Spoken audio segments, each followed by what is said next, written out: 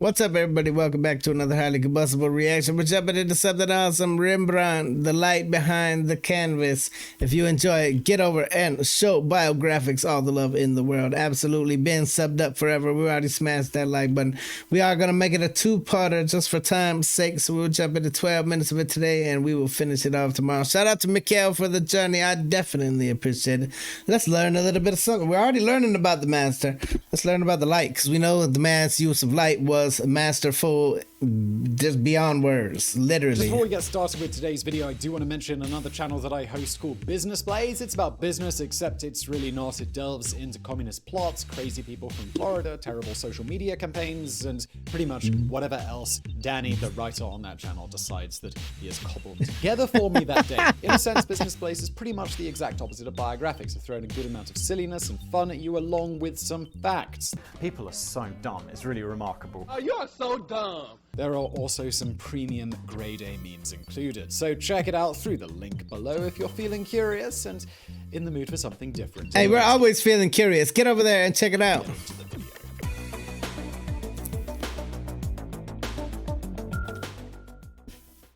To an artist, there is no greater degree of success than the mononym. Michelangelo, Basquiat, Madonna, to need only one name means that you are a legend in your field. You are more than just known, you are foundational. You are the blueprints that future generations build upon, even if you don't get your own Ninja Turtle. For most of his career, Rembrandt painted, frankly, rather unattractive people. In an age of Instagram filters, it's hard to see the appeal of looking at, well, this. So, what made him famous in the first place, and why did he fall out of favor just as his fame was reaching its peak? The story of Rembrandt is rife with the same kind of drama he's couched on canvas. There's passionate romance, heart-wrenching tragedy, and a redemption arc that ultimately ends in betrayal. Buckle up, because today's episode is going to get a touch Shakespearean.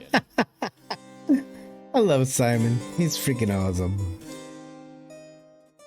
One of 10 children born to father Harmen Gerritzoon van Rijn and mother Nielsgen Vilse Dota van... Oh, good lord. Yeah, Van, so good lord. Only 6 survived. Rembrandt Harmen Zoon van Rijn was number 4, and he was chosen out of all of his siblings to attend Latin school. They were a family of millers, and Van Rijn actually refers to the river that they lived next to, the Rhine. Rembrandt's education focused on biblical studies, as well as Greek and Roman classics. This clearly had a big impression on the young lads, because they would become the subjects of most of his celebrated works. However, the wonders of the ancient world failed to hold his attention quite as much as painting, and at the tender age of 14, he asked to study the craft at Leiden University. He apprenticed under 2 masters, Jacob van Swanberg and Peter Lastman. Van Swanenberg is best known for his paintings of hell, and here is where Rembrandt learned how to play with light and reflections. Lastman painted historical epics, the kind of paintings you think of when you see old important paintings. Naked people tangled up in sheets. The kind of paintings you think of when you see old important paintings. Startled horses, crumbling architecture, men with swords stabbing horses. People respected these pieces because it demanded a thorough knowledge of not just the human figure, but also landscapes, animal life, and ancient architecture. There's no way to hide any gaps in your own expertise. Either you know what you're doing, or you go down forever in history as the genius who painted a lion with sideburns. Talk that is. As of late 1625, Rembrandt settled in Leiden and began work as a guild-certified master of painting. His early work draws heavily from Lastman's historical work, though immediately Rembrandt sets out to experiment with the composition of not just the visual elements of the painting, but the physical composition of the paint itself. He painted fur and feathers by adding extra linseed oil to the pigment, making it thin, and applied it to the canvas with a brush holding only 3 or 4 bristles. Take a look at this wealthy fellow with the delicate feathers in his cap and the shining goiter in his neck. Even the scepter under his arm bespeaks a quiet, reserved aristocracy. At first glance, he might not look exceptionally wealthy, but to the upper crust of Amsterdam, subtle elegance was the mode of the day. What was once an unimpressive backwater had been transformed almost overnight into the country's foremost trading hub. Tobacco farmed on New World plantations arrived by the boatful, along with fine silks and exciting new diseases, and, well, with that came money. The first patrons to support Rembrandt had grown up poor and suddenly experienced an explosion of wealth in middle age or later. They didn't lounge about in saloons or pubs. The church was their foremost social social venue, so people had to master the art of the subtle flaunt or risk total damnation. Sumptuous furs, understated jewelry, delicate lacework, and embroideries, these fine details were what his customers wanted, so he set out to showcase the art of expressing human expression. His etchings and sketches especially capture almost spontaneous moments of emotion, how the face crinkles during a laugh, the weight of sadness that accumulates in his mother's eye. Here is the artist who shows us as we are, not as we would have ourselves look, honest and unstaged. He used the term You would legitimately be able to look at him for hours, though. Like, we always see him in this documentary. Like, I want to go be there in front of some of his works and just peruse for hours. Leave me alone with the paintings so I can look at every single minuscule detail. Natural liveliness to capture the kind of accidental, unrestrained motions normal to real life but absent from static images. He also took in some of his first students, including Govert Fink, an ambitious history painter whose untimely death would play a part in Rembrandt's final humiliation, but we'll get to that later. Historians estimate that at least 50 individuals spent time with Rembrandt, which in part explains how many works have been falsely attributed to him. Though the official count now ranges between 300 and 350, the tally was once much higher. Google still claims 600 unique works to the master, but that's just not right, Google. Let's correct Google real quick. He was famous for his self-portraits, scribbling off over 40 portraits and 37 etchings, leading some fairly desperate journalists to ask if he invented the selfie. Absolutely not, but let's take a look at an early example and see what made them so compelling to the public. Here we see the artist in his natural habitat. Look at the rough floors, the cracked plaster, the shabby clothes he worked in. Every Notice how detail. small Rembrandt himself is compared to the foreground canvas. Every detail is meant to convey this noble simplicity, a dignified austerity rather than humiliating poverty. But look at this mysterious aura glowing from the canvas, intentionally turned away from the viewer. His eyebrows seem to be raised, but his expression is unreadable. He sees something we do not. He knows something that we can only guess at. The glow is heavy with possibility. Mysterious emanations of light are a recurring motif. It really does make you wonder exactly what he's looking at. In Rembrandt's work, almost always representing some kind of divine blessing. No matter how you slice it, this is tantalizingly sassy. Here we have the perfect summary of his early career, because shortly after this he would begin experimenting with dramatic shadows.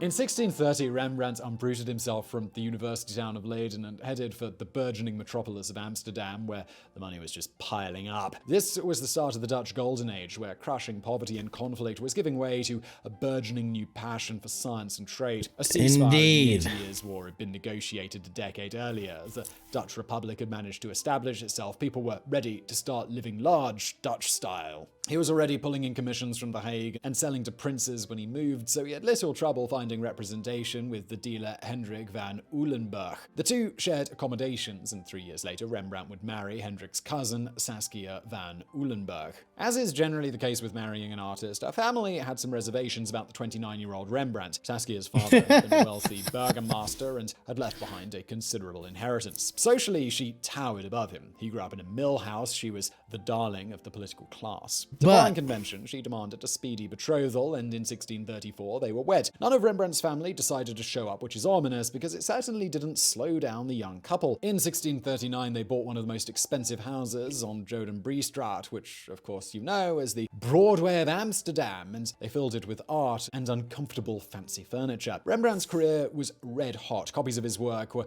turning heads all across Europe, and he was cranking out more commissioned portraits than ever. Everything the kids touched turned to gold, and as we all know, once you're successful, nothing bad can ever happen to you again. Ever. So he started spending like his status depended on it. Obviously, it would be sacrilege for me to call one of the foremost European artists a gold digger. However, with his multiple incomes and Saskia's considerable inheritance, they could have paid off the mortgage with a handful of frugal years. Instead, Rembrandt hit the town, paying handsomely for imported Asian Got a completely different way of looking at things, and I love you, Simon Whistler. weapons, pretty rocks, and antiques which sprawled throughout his impressive estate. Fun fact, it stops being a sensible business expense at the point where it impacts your ability to repay your debts. But we'll get back to that later. What impact did this sudden wealth have on his work?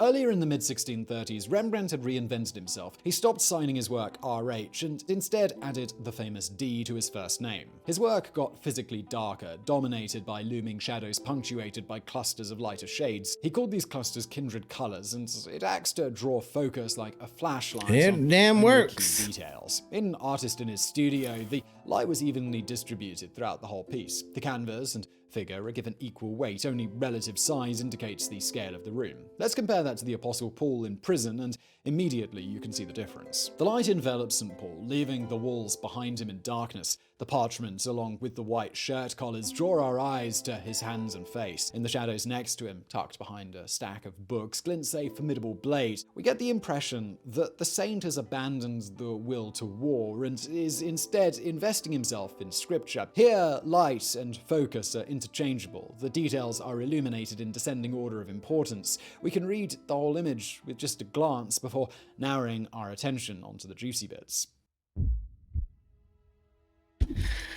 Oh, Simon Whistler. I would listen to him talk about anything, legitimately, because he is obviously researched it all. He's even telling Google that Google's wrong. Come on. And it's fun. There's humor involved. It keeps you occupied. It keeps you focused. And you're learning the whole time. Simon Whistler needs to be everybody's teacher. In 1639, Rembrandt was commissioned by cotton merchant and part-time militia captain Bannet Koch to produce a guardroom scene of his company, the Cloveniers, a sort of musketeer they trained in the use of the arquebus, which sounds more like architecture than a firearm, but it's a firearm. Rembrandt earned a cool 1,600 gold guilders for the commission, which he used to build an addition onto his house large enough to contain his massive canvas while he worked on it. To understand why this painting is so groundbreaking, let's put it in context. The war's front line was several thousand miles of ocean and a formal ceasefire away. None of these men were in any danger of actual fighting. These militias were funded by rich debutantes in the same way that tech CEOs now buy basketball teams. They weren't soldiers. In the likelihood that they ever had to face combat, they probably would have fled to their secondary homes in the country. It was just an excuse for society men to abandon their family empires for a weekend and drink with their mates in the woods. To commemorate their fun times together, they would commission portraits of themselves to hang in their fancy clubhouses. Here's an example of a traditional guardroom scene. Now, while these certainly look like two rows of soldiers polished up nice for a school photo, do they really feel like soldiers, or are they just well-groomed heads on top of nice clothes? Is soldier something you are, or is it something you do? Imagine that these dead and lifeless rugby lineups are what you expect art to look like, and then you get someone this. shows you this. Your expectations are absolutely shattered. The horizon of the possible widening beyond what the audience can imagine and swallowing them whole. This is what the artist does. They take the normal and they blow it up. It's important to stress how physically large this work is. The figures of the captain and lieutenant are as big as their real-life counterparts, and the only reason it currently measures 12 by 14 feet is because monsters cut off a bunch of the sides. Pictures cannot really capture the grand size of this thing. Here we have Captain... They really can't. We watched them moving it into the museum. There's no way. That thing is massive. Along with 18 of his loyal citizen soldiers spilling out of the city gates ready for action. For ease of reference, I'm going to call this piece The Night Watch. Yeah, because Knox Watch is too hard. Leap from guardroom prom photos to this action-packed movie poster is like the switch from listening to your grandpa's war stories as he falls asleep in an armchair to watching Apocalypse Now on IMAX. Nothing else in the gallery could even come close to the action, the movement, the sense that these soldiers were going to march right out of the frame and capture the snack table. This isn't just a picture of people being. These are men witnessed in the midst of doing. And they are definitely more soldier-esque in this picture than they were in the last one. Nothing else like it at the time. Arranging people right here is where we're going to pause. Gives them a sense of equal weight and importance. Rembrandt flipped the script on that and framed his piece front to back with the leaders clearly in the forefront, surrounded by a halo of their troops. The captain is flanked on both sides by glowing individuals, almost like parentheses. In the edges and corners of the work, a busy and crowded darkness. Wilhelm is a literal example of the Lancer, a TV tropes term for the second in command. He's clearly got that Lieutenant Riker swagger with his brilliant clothes and ornate weapon, the perfect image of a glorious soldier. The lance's blade is painted roughly to make it pop from the surface. Look how convincingly it's been foreshortened. The shadow seems to cover a portion of the bottom of the frame. You can imagine him lifting it aloft and shouting charge. But see how the we have to pause right here, otherwise we're gonna keep going and I won't want to stop it, and we just don't have time today. I will see you tomorrow for part 2. Absolutely could dive into every single detail, all the way down to like threads in people's clothes,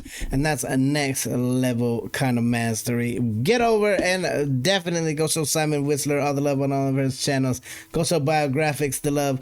Go show, I'll leave the links to some other ones down there inside the description as well. I will see you tomorrow for part 2. Hit the like button if you liked it, the dislike button, but I won't believe you. Tell the next one of my other Combustible. You guys be happy, healthy, safe, but let me tell the booty back. Peace.